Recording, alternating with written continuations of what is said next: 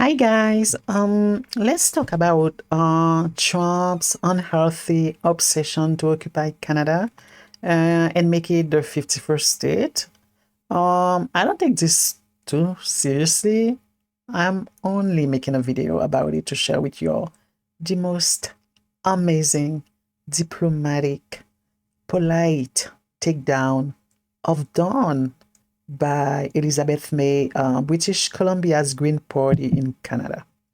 Um, First of all, Canada is geographically bigger than the USA. It would be a first that a state is bigger than the country it belongs to. Second of all, Canada doesn't want to be part of the US. Trump's approval ratings in Quebec is 10% and not great overall in Canada, like maybe 15% or 20 at the most. Um, I should know. My hobby is Canadian, okay? I live there 7 out of 12 months for the past 5 years. I am yet to find someone over there who likes Trump. No one likes him. Just saying. So guys, without further ado, let's get into this masterpiece. It is a must watch. I promise you, you will enjoy it. So let's watch. We're Canadians.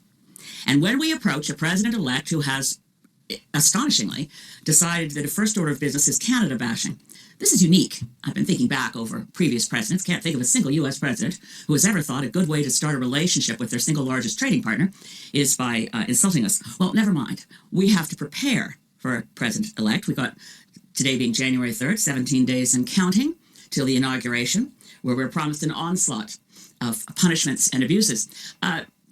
Probably not, maybe not, but there's things we can do as Canadians to make sure we protect our economy and our society. That's our job. What he does, that's up to him.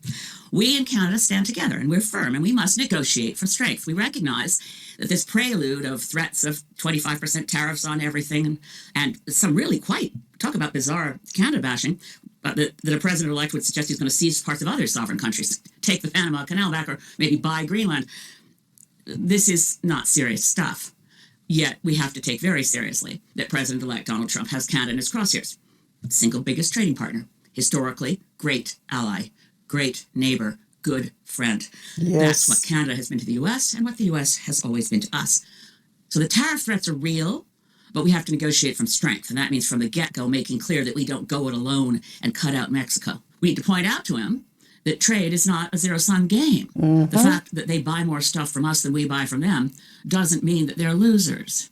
Actually having access to a lot of high-quality goods that they buy at a price that is, especially given the Canadian dollar at the moment, a bargain, doesn't mean we've lost.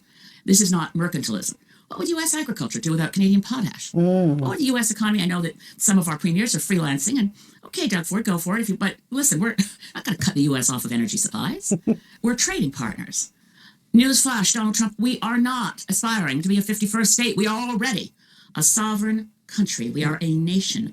And anytime anyone looks around the world for the top 10 places to live, Canada's in the top half of the top 10, always. That's United true. States, never. So I take offense. We do not strive to be the 51st state. We're a G7 country.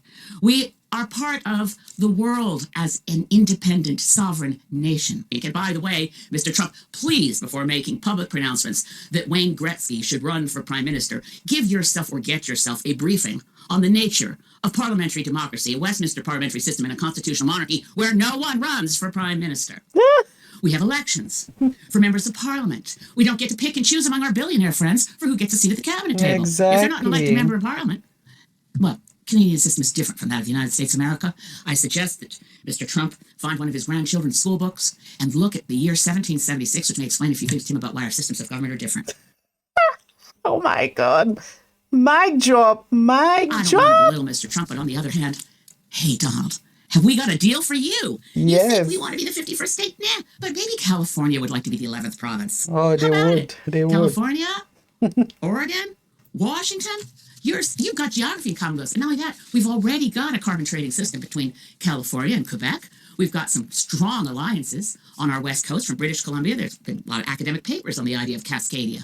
So California, Governor Newsom, and Washington State, Jay Inslee, and newly elected Governor of Oregon, Tina Kotek. How about it?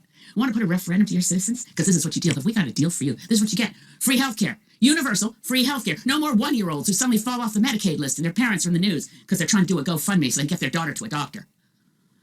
Universal free health care. And guess what? Those gun laws that your Congress is too afraid to pass because of the national gun lobby, we already got our strict gun laws. That's why we have the safest streets around the world, or at least in the United States, by the way, the most recent stats, 5.9 out of every 100,000 people is killed in a fatal gun incident versus 0.88 per 100,000 in Canada. That's because we have strict gun laws.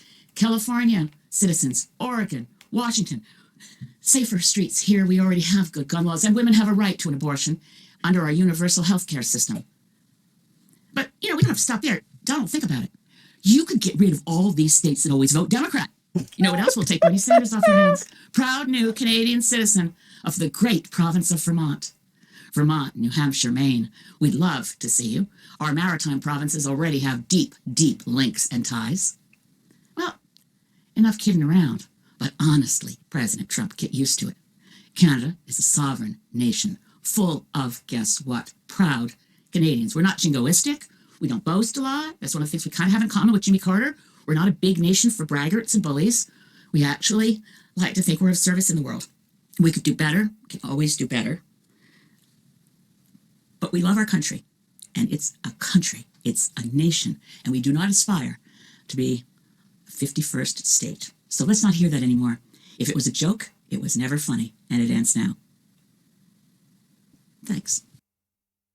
Oh boy, oh boy, oh boy, oh boy. Do I agree with her or not? Do I agree with her or not? She nailed it. She politely, diplomatically destroyed Trump. When I said this was the best takedown, it is the best takedown of Trump. If I may add a few things, when I'm in Canada, in Quebec, precisely, I've never had to look above my shoulder if I'm in a mall, a restaurant, or any crowded place that a mass shooting might happen. No. When I'm in the States, it's always in the back of my head. We don't even lock our doors here. We don't, except at night. Even there are some nights when we forgot to lock our doors. It's okay, because we are not afraid someone will get into the house and rob us. Not even. So no, Donald, it's a hard no on your proposition. Okay. Can someone please let Donald know? Can someone please forward Elizabeth May's takedown to him so he can stop with that nonsense? Huh? Alright guys, so now, what do you guys think? Do you want Canada to become the 51st state? Or would you rather see the USA becoming the 11th province of Canada? Let me know in the comment section. Anyhow guys, if you like this video, I'm asking you to like it, subscribe, and comment. Until next time, ciao ciao.